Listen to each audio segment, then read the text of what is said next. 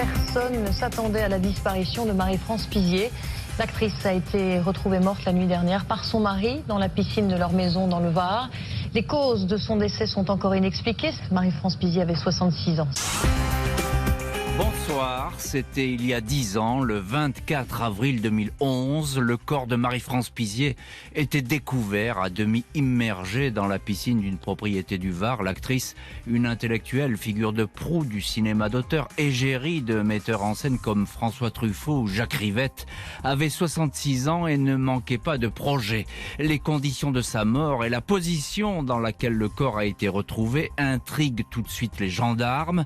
Accident, suicide ou tout simplement crime. Aucune piste ne se dessine clairement. Toutes les hypothèses vont alors être examinées. Mais aujourd'hui, malgré une longue enquête très détaillée, la mort de Marie-France Pizier demeure une énigme. Impossible à ce stade de savoir précisément ce qui a coûté la vie à l'actrice. Une simple chute, un geste prémédité ou encore l'inimaginable, l'intervention d'un tiers, un geste criminel. 10 ans après le drame, cette mort étrange ressurgit à la faveur de la sortie du livre La Familia Grande de Camille Kouchner, les révélations d'un secret familial, un inceste qui a mis en cause le politologue et beau-frère de l'actrice Olivier Duhamel, qui a finalement avoué les faits le 14 mars. Inceste dont Marie-France Pizier avait appris l'existence et qui l'a révulsé. Alors existe-t-il un lien entre cette affaire et le décès de l'actrice? Qui souhaitait que la justice puisse d'une manière ou d'une autre s'emparer de cette affaire? Avec nos invités, nous allons essayer de répondre à cette question ce soir en explorant les contours, le décor de la mort étrange d'une actrice célèbre. Marie-France Pizier, suicide, accident ou meurtre pour l'actrice aux 2 Césars? C'est l'enquête ce soir de l'heure du crime. On se retrouve tout de suite sur RTL. 20h, 21h, Jean-Alphonse Richard sur RTL. L'heure du crime. Et ce soir, dans l'heure du crime, la mort inexpliquée et apparemment inexplicable de l'actrice Marie-France Pizier au printemps 2011, dans le Var, dans une piscine dont l'eau va s'avérer de plus en plus trouble. Ce dimanche 24 avril 2011, à 4h02, les sapeurs-pompiers de Saint-Cyr-sur-Mer sont avertis par un appel téléphonique de la présence d'un corps dans la piscine d'une villa. Il s'agit d'une femme qui s'est apparemment noyée. C'est le gardien de la propriété, un certain Frédéric K, qui a prévenu les secours. Il indique que la victime est inconsciente. Elle ne respire plus. Il n'a pas sorti le corps de l'eau. Dans le quart d'heure qui suit, les pompiers et le SAMU 83 sont sur place. Les secouristes découvrent une étrange scène. La victime est presque au centre de la piscine, à demi immergée, le haut du corps et la tête entravés dans une lourde chaise de jardin en fer forgé. Cette femme est habillée normalement, une veste et un pantalon noir, des bottines aux pieds. Les pompiers la déposent sur le bord de la piscine. Ils vont tout faire pour la ranimer dans le fourgon médicalisé qui se rend à l'hôpital Fontpré à Toulon. Ici, des médecins urgentistes vont à nouveau tenter de faire repartir le cœur et sa respiration. Le décès est finalement constaté à 7h du matin. La morte de la piscine est l'une des plus célèbres actrices françaises. Elle a déjà remporté 2 Césars. Il s'agit de Marie-France Pizier, 66 ans. Au regard de la personnalité de la victime et des circonstances inexpliquées qui entourent le décès, le procureur adjoint de Toulon, Pierre Cortès, va ouvrir une enquête pour recherche des causes de la mort. Les gendarmes sont saisis. Il s'agit de comprendre ce qui a pu se passer. C'est le mari de Marie-France Pizier, Thierry Funk-Brentano, une figure connue dans l'industrie des médias, haut responsable du groupe Lagardère, qui a découvert le corps. Un époux bouleversé et brisé. Il explique avoir tranquillement dîné le samedi soir avec Marie-France, en tête-à-tête, dans la salle à manger de la villa. Ils ont pris un apéritif, ils ont ensuite mangé des pâtes à l'encre de sèche et ils ont bu du vin rosé. Vers 23h, 23h30, Thierry Funk-Brentano est allé se coucher.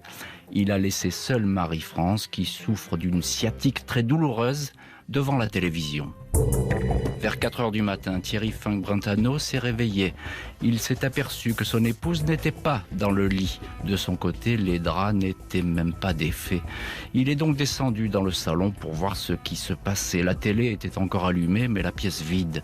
Le mari est sorti, a allumé la lumière de la terrasse. Ce coin de la maison était alors en plein travaux. L'idée que Marie-France ait pu trébucher et faire une mauvaise chute lui a immédiatement traversé l'esprit. À ce moment-là, il a aperçu devant lui une forme sombre dans la piscine. Il a hurlé, réveillé le gardien. Il a essayé en vain de sortir le corps lesté avec une perche, sans succès. Il expliquera aux gendarmes n'avoir vu aucune bulle remonter, avoir pensé qu'il était déjà trop tard. J'ai d'abord hésité à plonger. Je me suis ravisé parce que mon épouse était complètement inerte. L'incongruité de cette chaise en dessous de mon épouse m'a peut-être fait dire qu'il valait mieux que je ne touche à rien. Le mardi 26 avril 2011 au matin, les légistes procèdent à Marseille à l'autopsie du corps de Marie-France Pizier. Cet examen anatomique va peut-être donner la clé de ce décès. Mais le procureur adjoint de Toulon, Pierre Cortès, est vite obligé de déchanter.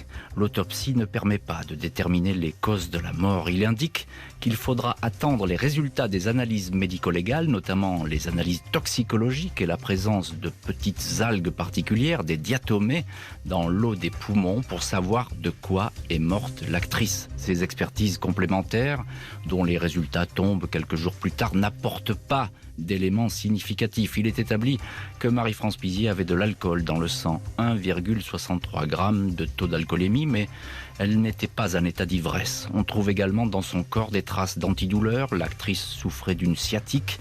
Dans l'après-midi précédant le décès, elle s'était rendue avec son mari dans une pharmacie du quartier des Lecs à Saint-Cyr pour acheter 2 boîtes d'X-Prime, un antidouleur. Marie-France Pizier se serait-elle noyée? Sur ce point, les légistes restent dubitatifs. Les poumons de la victime ne contiennent qu'une quantité infime d'eau, insuffisant pour avoir provoqué une noyade. Il se pourrait que l'alcool et les médicaments, même si les doses ne sont pas massives, aient pu provoquer une espèce de malaise, ce que les médecins appellent une hypoxie, un étouffement contre lequel Marie-France Pizier n'aurait pas lutté. L'actrice porte quelques ecchymoses, mais celle-ci serait due à l'intervention des pompiers lors de la sortie de la piscine. L'autopsie n'a donc pas apporté son lot de révélations, mais l'enquête des gendarmes est loin, elle, d'être terminée. Ces derniers procèdent à toute une série de constatations et d'auditions. Le mari de Marie-France Pizier est longuement entendu, puisqu'il est la dernière personne à l'avoir vue vivante. Il faut bien sûr, c'est l'usage, vérifier qu'il n'y a pas eu de lutte ce soir-là. L'époux ne porte aucune trace de griffure. La maison est en ordre.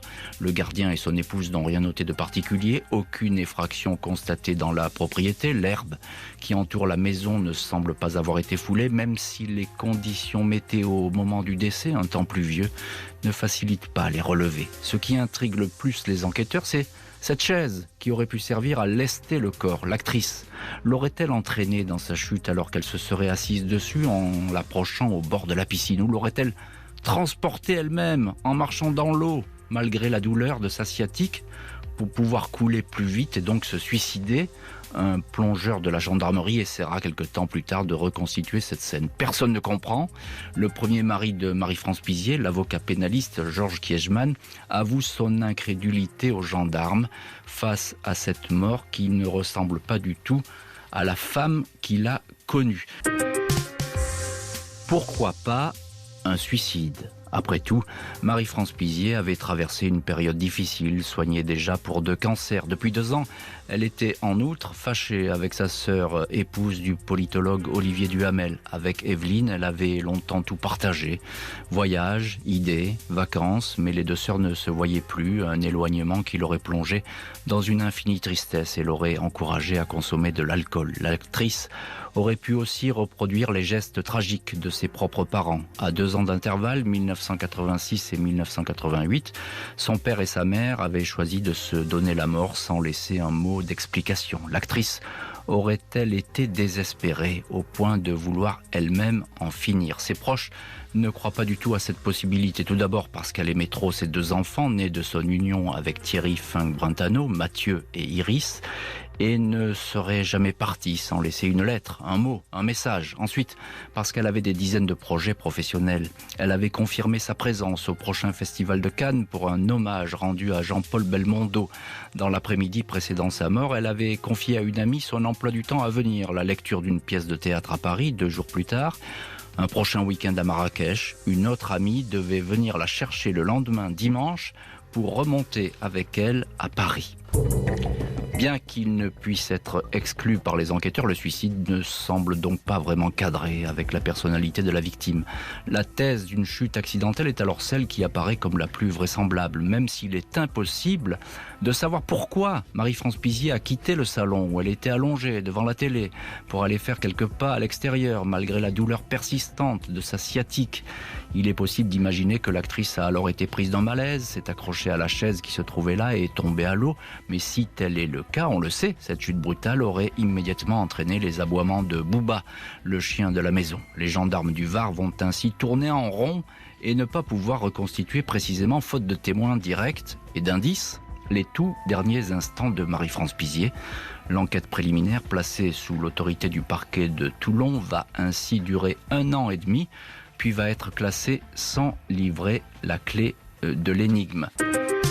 Le 29 octobre 2011, 6 mois après la mort de Marie-France Pizier, Marie Jaoul de Poncheville, la meilleure amie et la confidente de l'actrice, est à son tour interrogée par un gendarme de la section de recherche de Toulon. La témoin est questionnée sur l'état d'esprit dans lequel se trouvait la victime peu de temps avant son décès, sur le fait aussi qu'elle aurait pu avoir des pensées suicidaires, thèse à laquelle n'adhère toutefois pas Marie Jaoul de Poncheville. Celle-ci tient à fournir une précision. « Je voudrais vous dire quelque chose », dit-elle. « Je ne suis pas un témoin direct, mais je sais que Victor Kouchner avait dit des choses à sa tante sur ce qu'il aurait subi de la part de son beau-père, Olivier Duhamel. Marie-France était désespérée de cela. C'est la première fois que l'affaire Olivier Duhamel est évoquée hors du cercle familial. 10 ans avant la sortie du livre La Familia Grande de Camille Kouchner, la sœur de Victor. Alors qu'il avait 13 ou 14 ans, Victor aurait subi des relations sexuelles imposées et répétitives de la part de son beau-père, Olivier Duhamel. Une affaire dans l'affaire Marie-France Pizier ou au cœur de cette mort. Le gendarme conseille à la témoin de faire une déposition à la brigade des mineurs. Marie Jaoul de Poncheville s'y rend 1 mois plus tard, le 17 novembre 2011. Il s'avère que cette affaire d'inceste, un secret de famille trop bien gardé, a beaucoup perturbé Marie-France Pizier. Quand elle a eu connaissance des faits, il y a environ 3 ans, elle en a très longuement discuté avec sa sœur aînée, Evelyne, la mère de Victor. Celle-ci lui explique qu'elle est profondément affectée par ces affirmations, mais elle ne peut pas accuser son mari, Olivier Duhamel. Elle tente même de le dédouaner. Marie-France ne l'entend pas de cette oreille et part alors en croisade. Elle veut tout faire pour que cette agression totalement indigne éclate au grand jour. Elle était désespérée d'être la seule à vouloir que cette histoire soit dite, la seule à vouloir que Victor dépose plainte. Elle souffrait de l'indifférence de ses proches, confie Marie Jaoul de Poncheville à l'Obs. Victor Kouchner, souhaitant avoir la paix, ne déposera pas plainte à ce moment-là. Après la mort de l'actrice, le parquet de Paris va ouvrir une enquête préliminaire pour agression sexuelle sur mineur, enquête qui se fonde sur la déposition de la confidente de l'actrice, mais aussi sur ce qui a été retrouvé dans l'ordinateur et le téléphone portable de Marie-France Pizier par les gendarmes, des échanges de mails entre les sœurs Pizier sur cette affaire d'inceste.